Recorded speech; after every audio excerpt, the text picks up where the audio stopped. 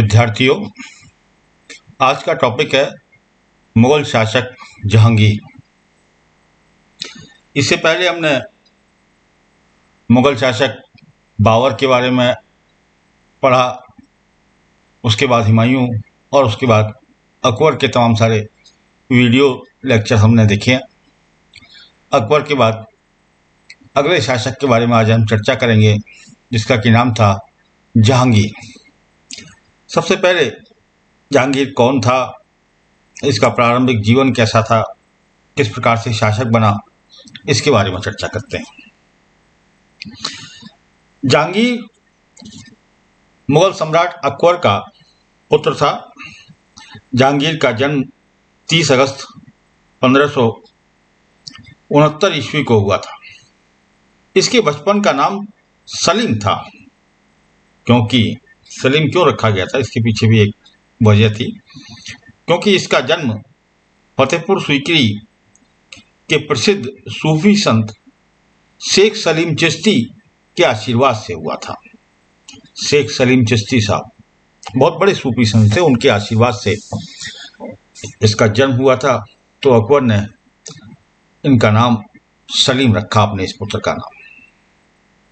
अकबर ने सलीम की शिक्षा दीक्षा का अच्छा व्यवस्था की थी। अकबर ने अब्दुल रहीम खान खाना को सलीम का शिक्षक नियुक्त किया था, जो कि उच्च कोट के विद्वान थे, कवि थे, प्रतिष्ठित दरबारी थे। अब्दुल रहीम खान खाना की देखरेख में सलीम ने अरबी, फारसी, हिंदी, इतिहास, भूगोल, गणित आदि विधाओं का ज्ञान प्राप्त किया। सलीम की सैनिक शिक्षा पर भी विशेष ध्यान दिया गया, जिसके परिणाम स्वरूप शहजादा सलीम जो था वो अल्पकाल में ही युद्ध कला के अंदर पारंगत हो गया था। 1585 ईस्वी में 16 वर्ष की आयु में सलीम का विवाह जो था वो आमेर के राजा भगवान दास की पुत्री मानबाई के साथ में हुआ था। अकबर की मृत्यु के समय उसके पुत्रों में केवल सलीम ही जीवित बचा हुआ था। यद्यपि सलीम ने कई बार विद्रोह और उपद्रव किए थे, इसके बावजूद भी अकबर ने सलीम को अपना उत्तराधिकारी नियुक्त किया था।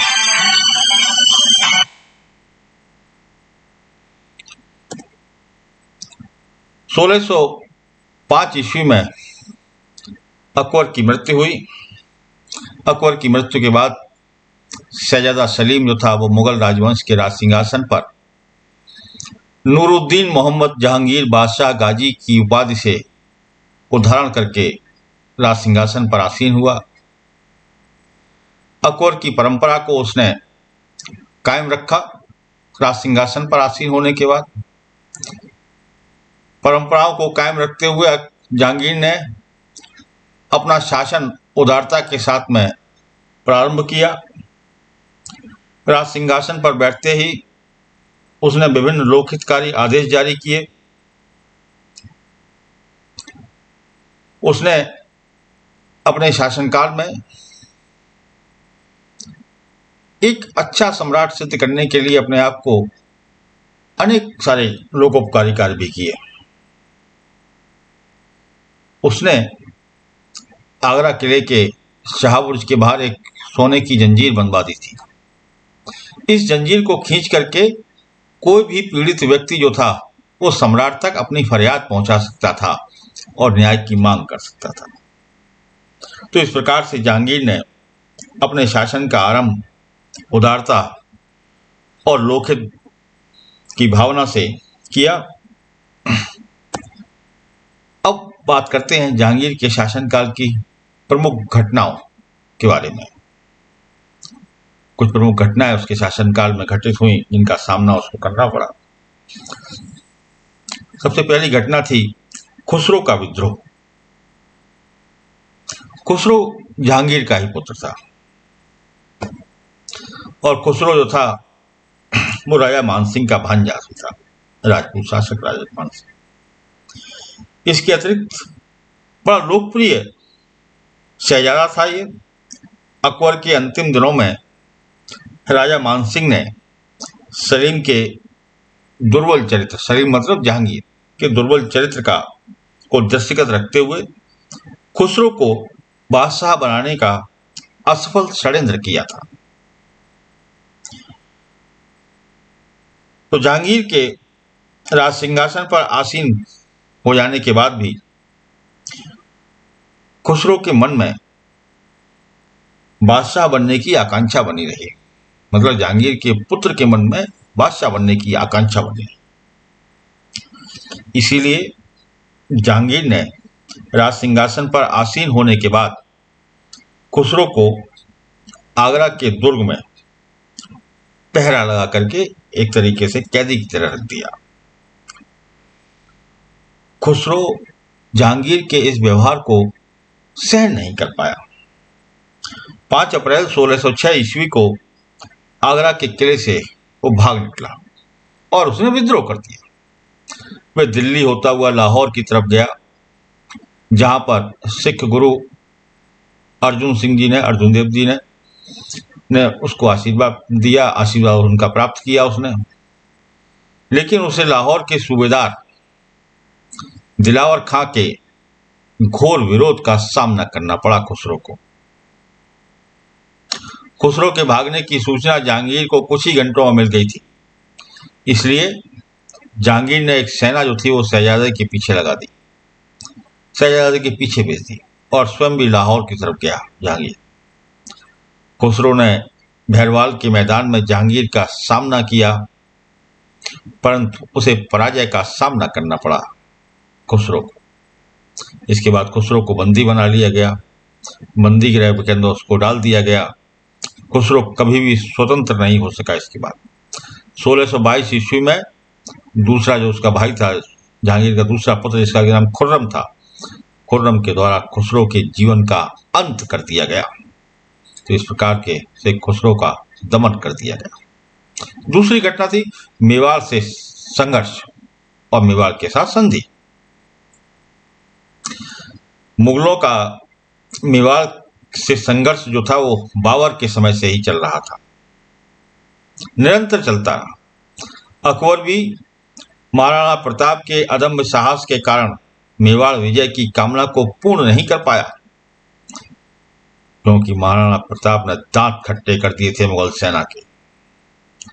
1597 ईस्वी में जब महाराणा प्रताप की मृत्यु हो गई तो उसके बाद उनका पुत्र अमर सिंह मेवाड़ के राज सिंहासन पर आसीन हुआ। सम्राट के पद पर आसीन होने के बाद जहांगीर ने भी मेवाड़ विजय में विशेष रुचि दिखाई और अपने पिता अर्थात अकबर की नीति को ही अपना आधार बनाया। 1605 ईस्वी में जहांगीर ने शहजादे परवेज को एक विशाल सेना लेकर के मेवाड़ पर अभियान करने के लिए भेजा।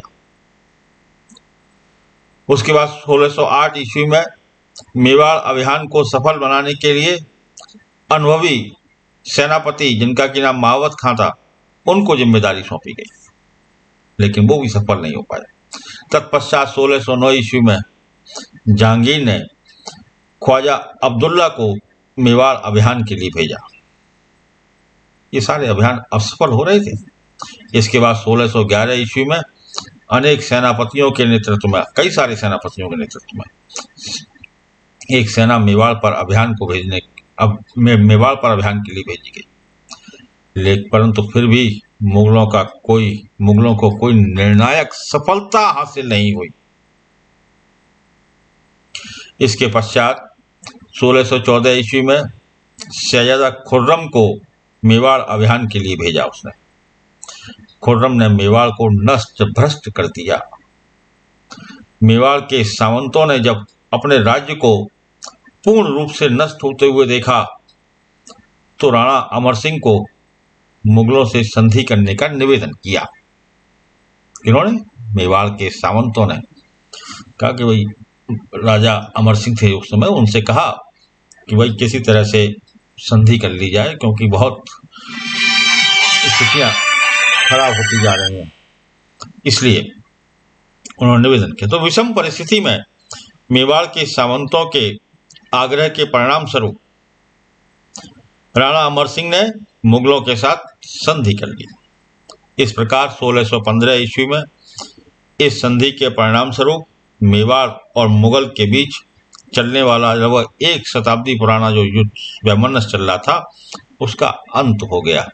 तो ये प्रमुख घटना थी जहांगीर के शासनकाल की कि मेवाड़ के साथ में उसकी संधि हो गई थी। अब बात करते हैं, अगली घटना थी अहमदनगर विजय। अहमदनगर दक्षिण भारत में स्थित है। दक्षिण भारत में जहांगीर ने अपने पिता अकबर के द्वारा जो कार्य किए गए थे, प्रारंभ किए गए थे जो कार्य, उनको पूरा करने का प्रयत्न किया। जहांगीर के समय में दक्षिण भारत की राजनीति पर मलिक अंबर पूरी तरह से छाया हुआ था। वह अहमदनगर राज्य का प्रधानमंत्री था, बड़ा ही योग्य और प्रतिभावान व्यक्ति था। जिस समय जहांगीर राज सिंहासन पर आसीन हुआ उस समय मलिक अंबर अहमदनगर के उन समस्त प्रदेशों पर अधिकार करने का प्रयत्न कर रहा था जिन्हें अकबर ने अपने आधिपत्य में ले लिया था। इसलिए 1608 ईस्वी में जहांगीर ने अब्दुल रहीम खानखाना के नेतृत्व में एक विशाल सेना अहमदनगर भेजी, परंतु यह सेना जो थी वो मलिक अंबर के विरुद्ध कोई सफलता प्राप्त नहीं कर पाई। इसके बाद जहांगीर ने खान जहां लोधी और अब्दुल्ला खां के नेतृत्व में एक सेना को भेजा, मलिक अंबर के विरुद्ध भेजा गया, लेकिन इस सेना को भी मलिक अंबर ने पराजित कर दिया। इसके बाद जहांगीर ने अपनी पत्नी नूरजहां के परामर्श से 1616 ईस्वी में शहजादा खुर्रम को भेजा अहमदनगर अभियान करने के लिए। अब की बार शहजादा खुर्रम को नेतृत्व दिया गया। शहजादा खुर्रम ने बड़ी ही कुशलता के साथ में शाही सेना का संचालन किया और अहमदनगर राज्य की राजधानी पर अधिकार कर लिया। शहजादा खुर्रम की शक्ति से भयभीत होकर के मलिक अंबर ने खुर्रम के साथ में संधि कर ली और उसकी अधीनता स्वीकार कर ली। महत्वपूर्ण विजय थी ये। इसके बाद बीजापुर और गोलकुंडा, ये दो भी महत्वपूर्ण राज्य थे दक्षिण भारत के, इन्होंने भी मुगलों की अधीनता स्वीकार कर ली। इस विजय से जो शहजादा खुर्रम था उसके गौरव में काफी वृद्धि हुई। इस विजय के उपलक्ष्य में मुगल सम्राट जहांगीर ने शहजादा खुर्रम को शाहजहां की उपाधि से अलंकृत किया, शाहजहां। इसके बाद अब बात करते हैं कांगड़ा विजय के बारे में। यह भी महत्वपूर्ण घटना थी। कांगड़ा उत्तरी पूर्व पंजाब में स्थित था। उस समय कांगड़ा का किला एक पहाड़ी पर बना हुआ था, काफी मजबूत किला माना जाता था, दृढ़ किला था। सुल्तान गयासुद्दीन सल्तनत काल की बात कर रहा हूं, सुल्तान गयासुद्दीन से लेकर के अकबर, मुगल सम्राट अकबर तक कोई भी शासक इस दुर्ग पर अपना अधिकार नहीं कर सका था। जहांगीर ने अपनी मेवाड़ विजय से उत्साहित होकर के 1619 ईस्वी में शहजादा खुर्रम को कांगड़ा विजय के लिए भेजा। शहजादा खुर्रम ने कांगड़ा के दुर्ग पर घेरा डाल दिया चारों ओर से, चारों ओर खाइयां खुदवा दी।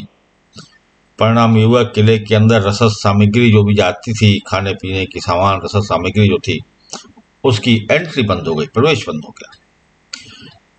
परिणामतः किले के अंदर भोजन सामग्री का अभाव हो गया। इसके परिणाम स्वरूप विवश होकर के कांगड़ा के दुर्ग ने आत्मसमर्पण कर दिया और इस दुर्ग पर मुगलों का आधिपत्य स्थापित हो गया। अब बात करते हैं कंधार की पराजय। ये भी एक प्रमुख घटना थी जहांगीर के शासनकाल की। कंधार जो था वो भारत और फारस मतलब ईरान, भारत और ईरान के बीच में स्थित था कंधार। वर्तमान में हम जानते हैं अफगानिस्तान में आता है। कंधार पर जब अकबर ने अधिकार कर लिया था, कंधार पर अकबर का अधिकार था, जब अधिकार कर लिया तभी से फारस का जो शाह था, वहां का जो शासक था, वो उसको पुनः प्राप्त करने का प्रयत्न कर रहा था। जहांगीर के शासनकाल में उसने कूटनीति से काम लिया। उसने एक और जहांगीर से दोस्ती का हाथ बढ़ाया और अनेक दूतों को उसने मुगल दरबार के अंदर भेजा, लेकिन दूसरी ओर वह कंधार को हस्तगत करने के लिए उचित अवसर की प्रतीक्षा करने लगा। इसी समय मुगल दरबार में आंतरिक कलह उत्पन्न हो गई। मुगल दरबार में नूरजहां और शाहजहां के मध्य वैमनस्य उत्पन्न हो गया। जब इस आंतरिक कलह का ज्ञान फारस के शाह को हुआ, तभी उसने 1621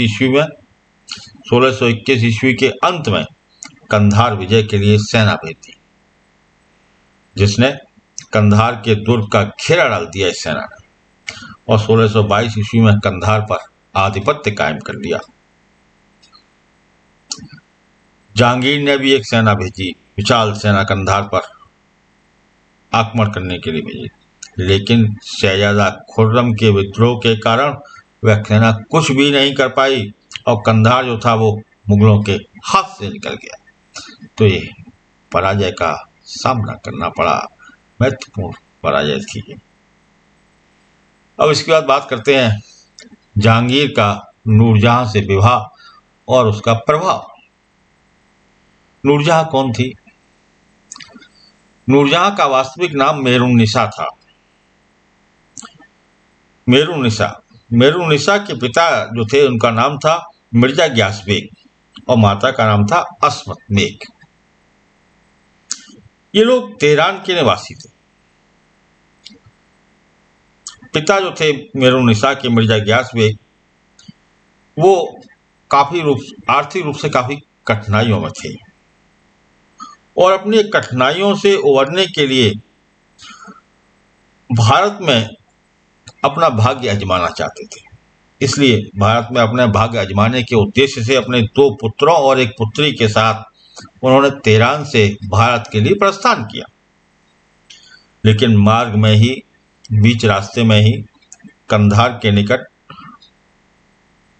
मिर्जा ग्यास बेग की पत्नी, जिनका नाम अस्मत बेग था, उन्होंने एक पुत्री को और जन्म दिया और जिस पुत्री को जन्म दिया यही मेहरुन्निसा थी। और यही मेहरुन्निसा जो है वो आगे चल करके कालांतर में नूरजहां के नाम से विख्यात हुई इतिहास के अंदर। 1611 ईस्वी में जहांगीर का मेहरुन्निसा के साथ में विवाह हुआ। जहांगीर ने मेहरुन्निसा को नूर महल और नूरजहां की उपाधियों से विभूषित किया। जहांगीर का नूरजहां के साथ विवाह जो था, जहांगीर के जीवन और उसके इतिहास की एक महत्वपूर्ण घटना मानी जाती है। नूरजहां से विवाह के समय जहांगीर की उम्र लगभग 43 वर्ष की थी। इस कारण से उसके अंदर विलासिता आने लगी थी, जिससे उसके प्रशासन में बेगम नूरजहां का प्रभाव पड़ना स्वाभाविक था। बेगम नूरजहां जो थी वो दखल देने लगी उसके प्रशासन के अंदर।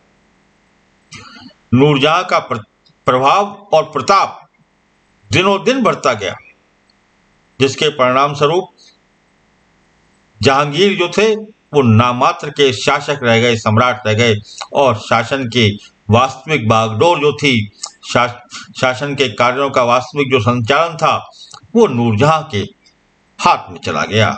नूरजहां संचालित करने लगी इन सब चीजों को।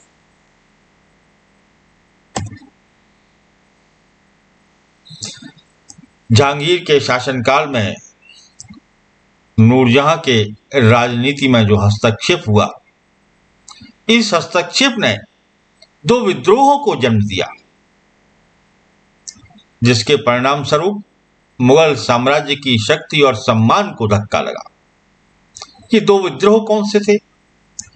पहला विद्रोह था खुर्रम का विद्रोह और दूसरा था महावत खां का विद्रोह। सेनापति थे महावत खां और खुर्रम कौन था? बेटा था जहांगीर का, शहजादा था मुगल दरबार का। सबसे पहले खुर्रम के विद्रोह के बारे में बात करते हैं। नूरजहां के व्यवहार से परेशान होकर के नूरजहां के व्यवहार ने खुर्रम को विद्रोह के लिए विवश कर दिया। 1622 ईस्वी में जब फारस के शाह ने कंधार पर डेरा डाला तो नूरजहां के कहने पर जहांगीर ने खुर्रम को आदेश दिया कि वह अपने अधीनस्थ सभी सैनिकों और सेनापतियों को राजधानी भेज दे, परंतु खुर्रम ने जहांगीर के इस आदेश को हवा में उड़ा दिया। इसी समय नूरजहां ने शहरयार को धौलपुर की जागीर दिलवा दी और कंधार जाने वाली मुगल सेना का सेनापति बनवा दिया। जैसे ही यह समाचार खुर्रम के पास पहुंचा तो खुर्रम अत्यंत क्रोधित हो गया। 1623 ईस्वी में खुर्रम ने विद्रोह कर दिया और एक बड़ी सेना के साथ उत्तर दिशा से प्रस्थान कर दिया। उसने दिल्ली के समीप शाही सेना और खुर्रम की सेना में जोरदार संघर्ष प्रारंभ हुआ, मुठभेड़ हुई। शाही सेना के सेनापति महावत खां ने खुर्रम को बुरी तरह से परास्त कर दिया। खुर्रम पराजित होकर के मांडू भाग गया, लेकिन शाही सेना ने उसका पीछा किया। अंततः खुर्रम को विवश होकर के जहांगीर से क्षमा मांगने के अलावा अन्य कोई उपाय नहीं बचा। 1626 ईस्वी में जहांगीर ने कुछ शर्तों के साथ में अपने पुत्र खुर्रम को क्षमा कर दिया। शर्तें क्या थी? शर्तें ये थी कि वह रोहतास और असीलगढ़, ये दो जगह जो है वो सम्राट को समर्पित करेगा, और जमानत के रूप में खुर्रम अपने दो पुत्र, जिसमें एक का नाम दारा शिको और दूसरे का नाम औरंगजेब, अपने दो पुत्रों को, जो कि उस समय केवल एक 8 साल का था और दूसरा 10 साल का था उम्र उसकी, इन दो पुत्रों को सम्राट के पास में भेज देगा तो उसको माफ किया जा सकता है। खुर्रम ने जहांगीर की दोनों शर्तों को स्वीकार कर लिया। परिणाम स्वरूप जहांगीर ने खुर्रम को उसके अपराधों के लिए क्षमा कर दिया और उसे बालाघाट की जागीर प्रदान कर दी। तो ये तो रहा खुर्रम का विद्रोह। अब बात करते हैं महावत खां के विद्रोह के बारे में। महावत खां कौन थे? मुगलों के सेनापति थे, मुगल सम्राट के। 1626 ईस्वी में महावत खां ने विद्रोह किया। उसने सम्राट जहांगीर को व्यक्तिगत रूप से बंदी बनाकर नूरजहां के प्रभाव को समाप्त करने का प्रयत्न किया। महावत खां सम्राट के प्रति वफादार था। इसके अतिरिक्त वह एक योग्य सेनापति भी था, परंतु वह उन व्यक्तियों में से था जो जहांगीर पर नूरजहां के बढ़ते प्रभाव से दुखी थे, अप्रसन्न थे। महावत खां का यह विद्रोह नूरजहां की योग्यता के कारण असफल हो गया। लगभग 1 माह बाद ही महावत खां को भागना पड़ा। अंत में उसने शाहजहां की, अर्थात खुर्रम की सेवा स्वीकार कर ली। इस प्रकार नूरजहां के राजनीति में हस्तक्षेप ने जहांगीर के अंतिम दिनों में 2 विद्रोहों को जन्म दिया और इसके परिणाम स्वरूप मुगल साम्राज्य की शक्ति और सम्मान को गहरा धक्का लगा। अब बात करते हैं जहांगीर की मृत्यु की। 1620 ईस्वी से जहांगीर का स्वास्थ्य जो है वो दिन प्रतिदिन गिरने लगा था, बीमार रहने लगा था जहांगीर। 1627 ईस्वी में स्वास्थ्य लाभ के लिए जहांगीर ने स्थान परिवर्तन किया, कश्मीर गया। एक अच्छा प्राकृतिक मनोरम स्थान है कश्मीर, वहाँ की जलवायु अच्छी है, तमाम सारी उसको जगह चेंज हो जाएगी तो स्वास्थ्य अच्छा होगा, ये सोचा गया था। लेकिन वहां की जलवायु से भी उसके स्वास्थ्य में कोई सुधार नहीं हुआ। अंततः वापस लौटने का निर्णय लिया, लेकिन जब वापस लौट रहे थे तो मार्ग में 1627 ईस्वी में ही उसकी मृत्यु हो गई। नूरजहां उसके मृत शरीर को लाहौर ले गई और वहीं पर ही दिलकुशा नामक बगीचे में उसे दफना दिया गया। इस प्रकार जहांगीर का निधन हुआ। धन्यवाद।